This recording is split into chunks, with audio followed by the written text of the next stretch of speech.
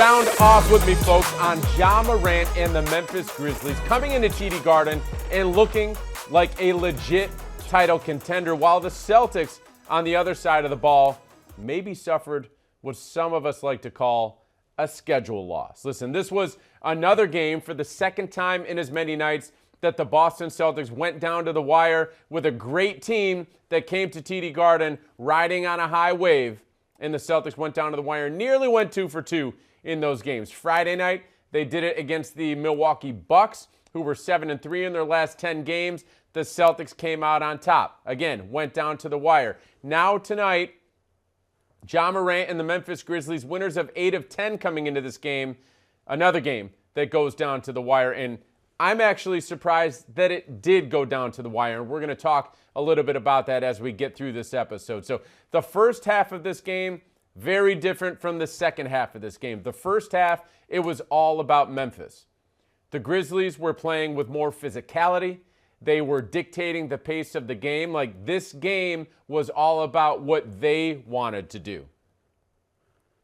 Then the second half comes, and Joe Mazzulla likely said something at halftime. Maybe a player said something at halftime. The Celtics looked much more inspired, playing with much more effort and making their physicality be felt at a much higher level during the second half.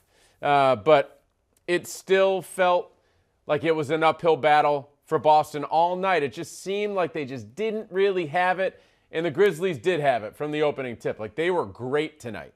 It just seemed like the Celtics didn't have it. And by the way, on top of that, of the Celtics just not seeming like they had their A game during this performance, they were also without Al Horford. Second night of a back-to-back. He doesn't play both nights of a back-to-back. He did play last night against Milwaukee. He was out tonight resting. And then, on top of that, the Boston Celtics also lost Sam Hauser during this game. He was ruled doubtful to return due to an adductor tightness that he was feeling. He did not return to the game, so the Celtics were down 2 of their top 8 players for most of this game, almost the entire game. Hauser did not play much. I think he only played 9 minutes. So the Celtics were without 2 of their top 8 for basically this entire game, and that on top of them just not really having their A game on this night, it was tough sledding. It was an uphill battle for them all night. Now, why did they not have their A game on this night? Well, let's all remember what the schedule has been for this team. I'm telling you right now, I just cover the team. I'm feeling it right now, okay? This is the 6th game in 9 nights that the Celtics have had. The 5th game in the last 7 nights as well. Now, 4 of them were at home, but this has been a very difficult stretch. They played against some really good teams. The last 2 nights, we already talked about that. The Bucks were hot, high-level talent. The Grizzlies were hot, high-level talent. The Celtics also played against the Cavs earlier during this stretch. Like, this has been a very difficult stretch. And I would say if you went around the league and looked at all 30 calendars of the regular season, every team has a tough stretch, but I think you'd be hard-pressed to find a stretch that's going to be much more difficult than what the Celtics just faced, given how well the teams were playing that they played during this 6 games in 9 days stretch, and also just the travel was in there. They had to travel a little bit. They had back-to-backs. Like, this was very, very difficult for them.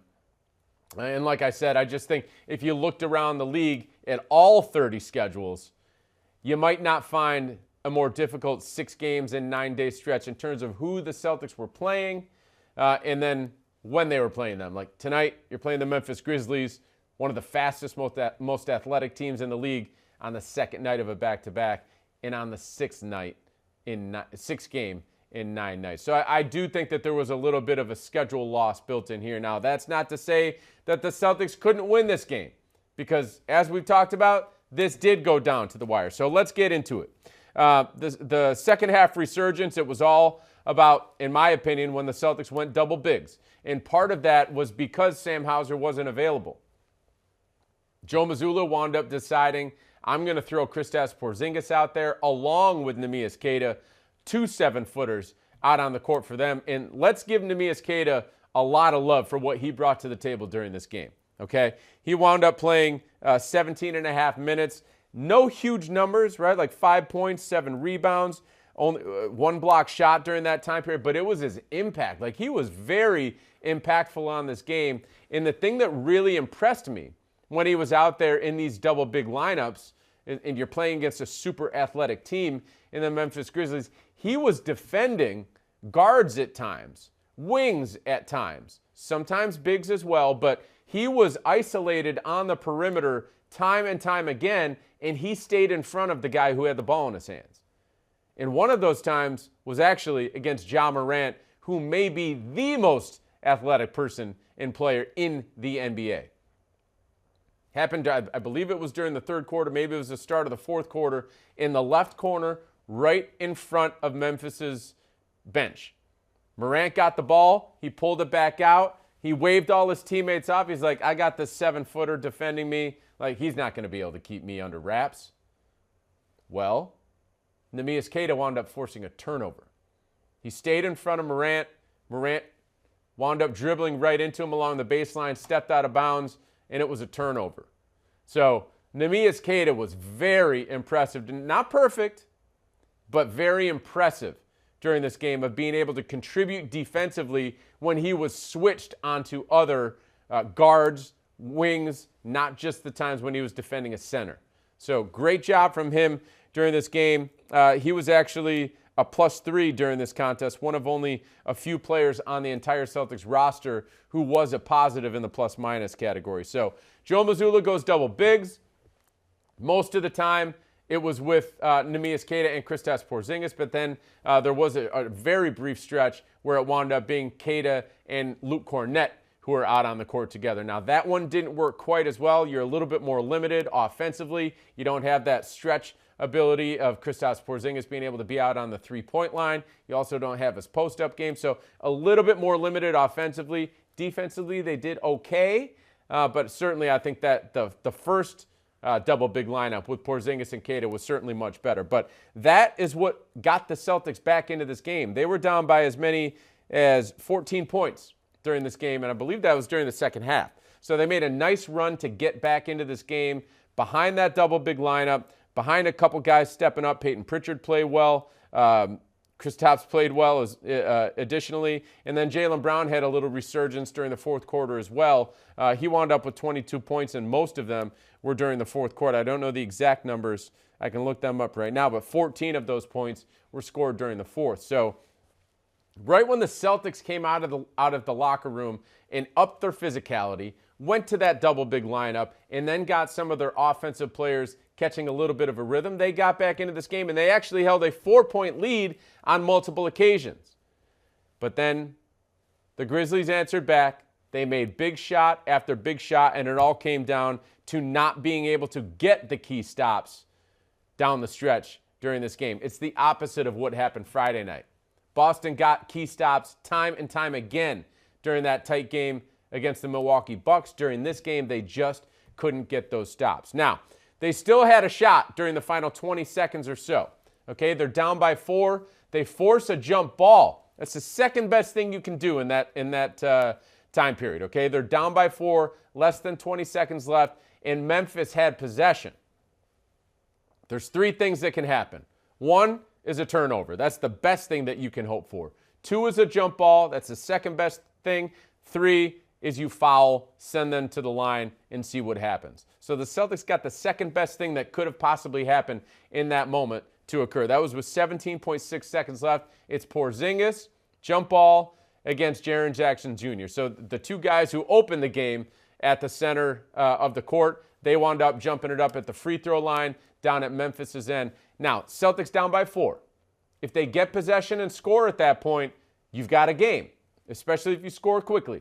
2-point game, 10 to 15 seconds left. Like, you've got some things you can do there. A timeout or 2 still in the holster for Joe Mazzulla. You can advance the ball. There's a lot that can happen during that short amount of time. So Porzingis rises up. He wins the tip and tips it forward toward midcourt. However, it wound up, and I think they ruled that the ball touched Derek White on the way out of bounds. Originally, it was ruled Celtics ball. Okay? So they would have had the ball side out at midcourt with about 16 to 17 seconds left, a chance to cut it down to a 2, possibly a 1-point game.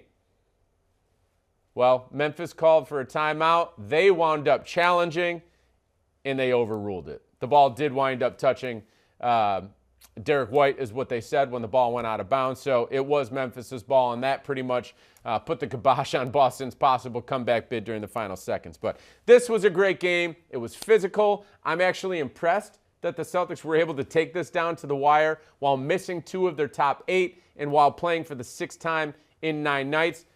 Sorry if you don't like glass half full. That's what I do here. That's what I'm taking away from this game. Celtics still played well enough to possibly win this game, and that's why they really didn't bring their A game to the table. So glass half full, that's what I'm taking out of this one.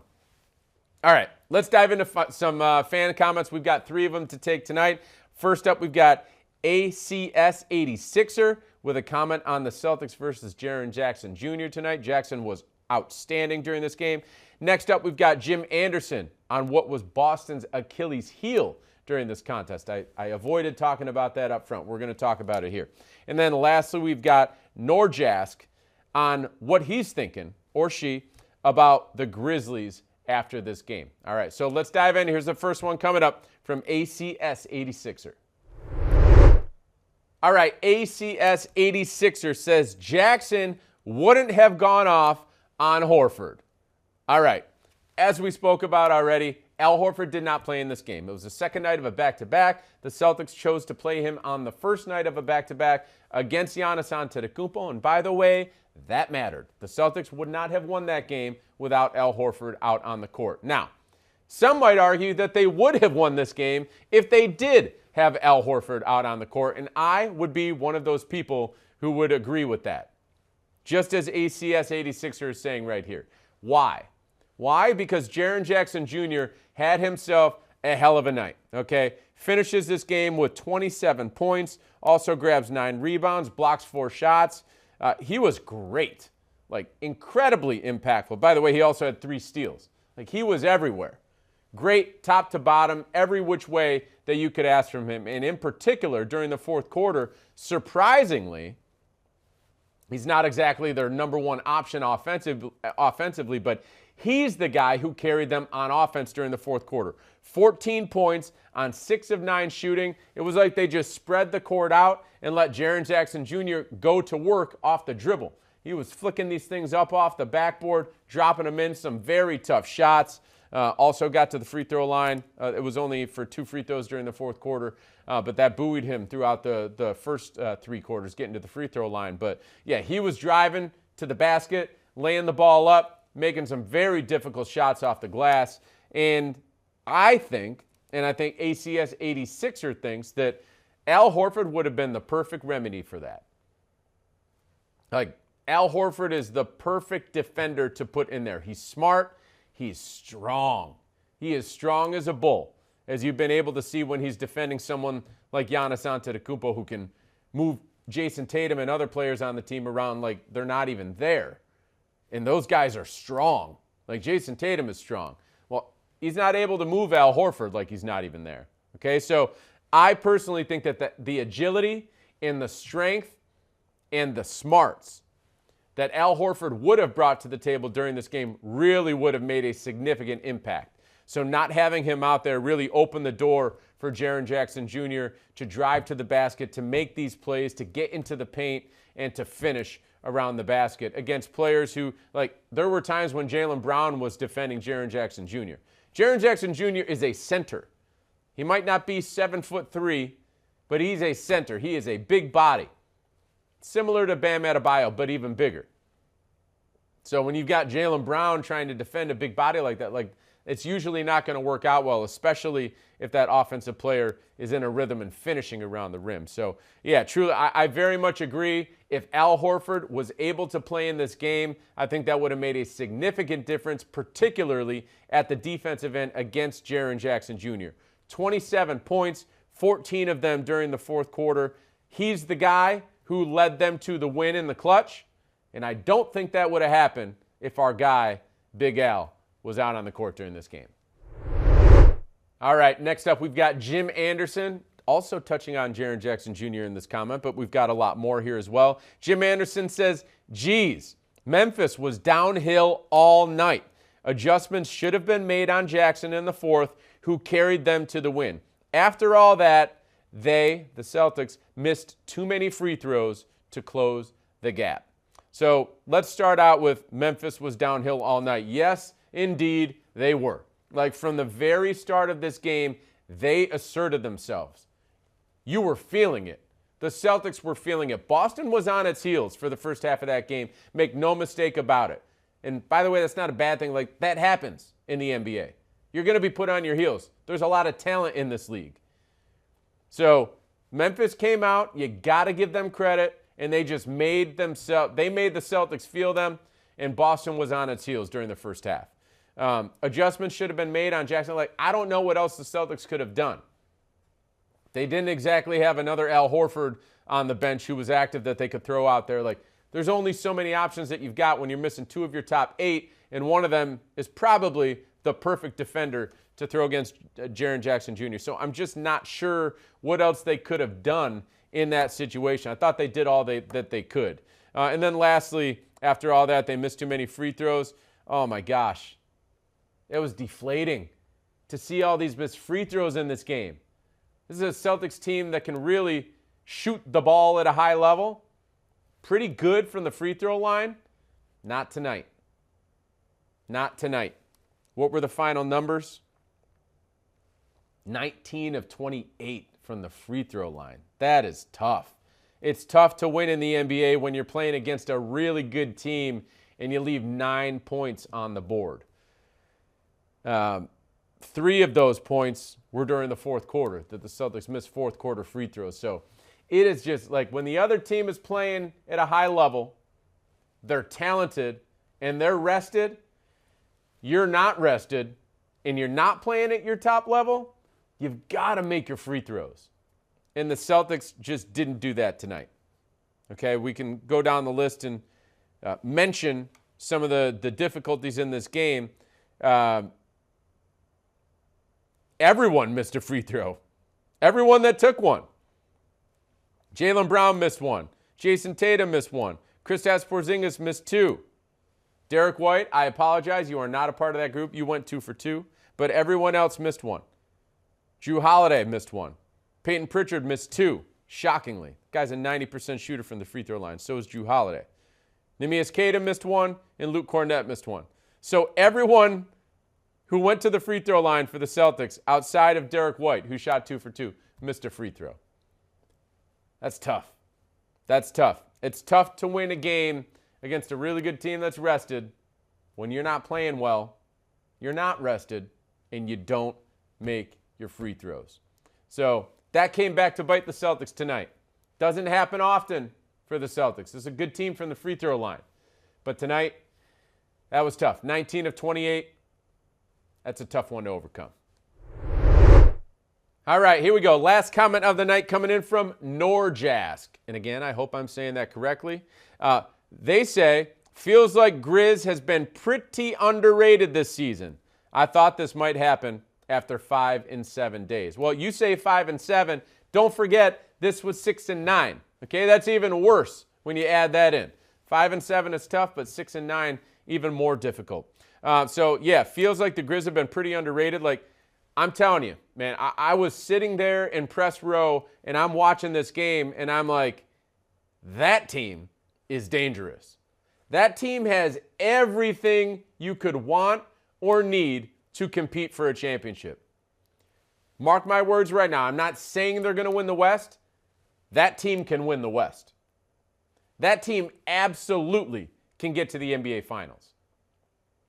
They've got one of the most dynamic, fastest, quickest players in the game in Ja Morant, who, by the way, tonight, he was also excellent. We haven't even said his name much tonight. 32 points tonight, 9 assists, 9 rebounds, 2 steals in 34 minutes. 4 of 6 from distance, 11 of 20 from the field. He was awesome. So you've got that guy leading your team. You've got other three-point shooters. Desmond Bane. Aldama can shoot it from 3. What did they shoot tonight as a team? 46% from three-point range. They basically had a 50, 40, 80 shooting night as a team. So they've got Morant. They've got the three-point shooting and shooting in general as a skill. Jaren Jackson Jr., who can score around the basket. Like, they've got the defense. He had 4 blocks and 3 steals tonight. He's a defensive player of the year. I just feel like, Jay Huff came off the, he surprised me tonight. Another 7-footer who can shoot it from distance, spread the floor, defend a little bit around the rim. They've just got a lot that they can bring to the table. It seems like they've got what you would need to have an answer for everything in a series. And again, I'm not predicting that they're going to win the West. But I'm telling you right now, they absolutely can. They can beat any team out West in 7 games. I'm telling you. That team is incredibly talented. They played at a very high level tonight, and they've got everything you would need to take a trip to the NBA Finals. Now, that necessarily cannot be said about Boston's next opponent. They just saw them Wednesday night, the Detroit Pistons. Now they get to see them again next Thursday night. Okay, so the Celtics finally, a little bit of a break in the calendar. Okay, as we've talked about ad nauseum throughout this episode, 6 games in 9 nights.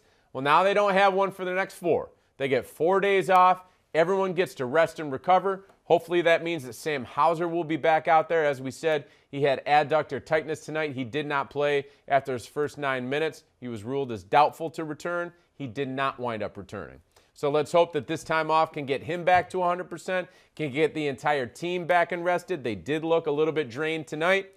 And then they're going to be back on the floor this coming Thursday night when they host the Detroit Pistons yet again for the second time in 8 days. This game is scheduled because Boston did not qualify for the quarterfinals of the NBA Cup. So they've got this game, and then they've got another one coming up. I believe it's on the 17th against the Washington Wizards down in D.C. So those are the next 2 games. Not a lot of Celtics basketball over the next week and a half or so. So kick back, rest up, just like the players will. They might have a practice or 2 in here before the next game, but I will see you. We're going to have a little break. I will see you next time this coming Thursday night after the Celtics look to get back into the win column as they host the Detroit Pistons again for the second time in 8 days. Appreciate you listening. Thank you for sending in your comments. We'll see you Thursday night.